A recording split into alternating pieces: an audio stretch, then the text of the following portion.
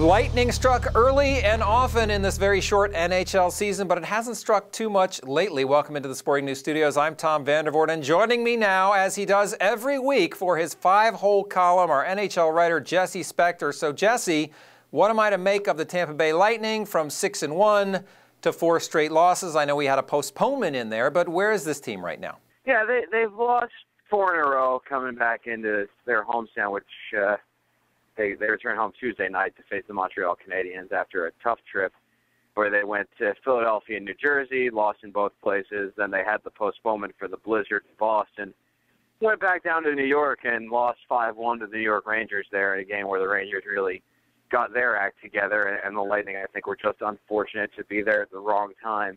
They're a team that's much better on defense, and when you look at it, the 4 games that they lost in a row, they gave up 16 goals. That's a 3.5 goal a game average. Now, last year, they were giving up 3.43 goals a game every game over the course of 82. So playing their worst hockey of the season and being about where they were last year defensively, that's not too bad. I think they're going to be okay and get things straightened out here. The additions of Matt Carl and Sammy Salo on defense, combined with the improvement of Victor Hedman, who's still only 22 years old, the number 2 overall draft pick back in 2009.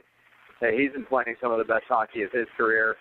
And Anders Lindback in goal, they got him from the Nashville Predators, where he was never going to supplant Pekka Rinne as the starter there. He's been good, getting better, and the more experience that he gets, it will only help him. So I think the Lightning are in pretty good shape, even though they've fallen out of first place in the Southeast. Okay, so we're feeling pretty good about Tampa. We got to be feeling pretty good about Sidney Crosby if we're fans of the Penguins. 13 games for the team, 13 games for Sidney Crosby. He's always been more than a point-a-game player, but after playing 22 and 41 games the past 2 seasons, how are we feeling about Crosby and his health so far? I should be feeling great. He's looked really good, and like you said, been a point-a-game player his whole career. This year, more than that, 17 points, 13 games. And now, through 13 games this season, add that to the games that he played the last 2 years, plus the 6 playoff games. He's actually played exactly 82 games since the start of the 2010-11 season, which is far fewer than he'd like to have played, obviously. But over the course of those 82 games, 48 goals and 80 assists, which is simply incredible.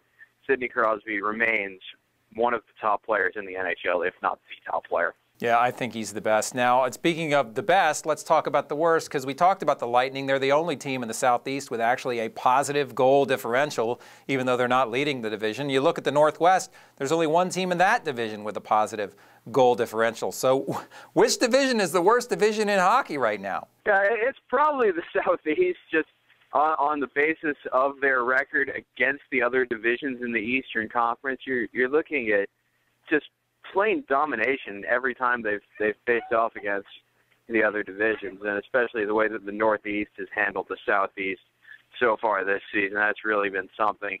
The Northwest remains just the Vancouver Canucks, and that's the difference between the Northwest and the Southeast, is that the Northwest has the Canucks, a dominant team that beats up on the other 4 and represents well outside the division. Now, outside the Southeast, the Carolina Hurricanes have played very well.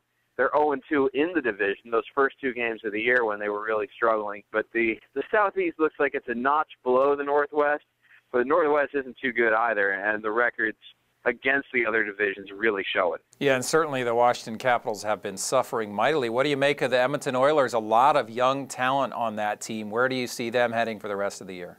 I think that they continue to get better, and the youth takes time to get there, and especially on the defensive side of things, they're still a little bit loose. But what's stunning to me about the Oilers is that they've got 27 goals this season.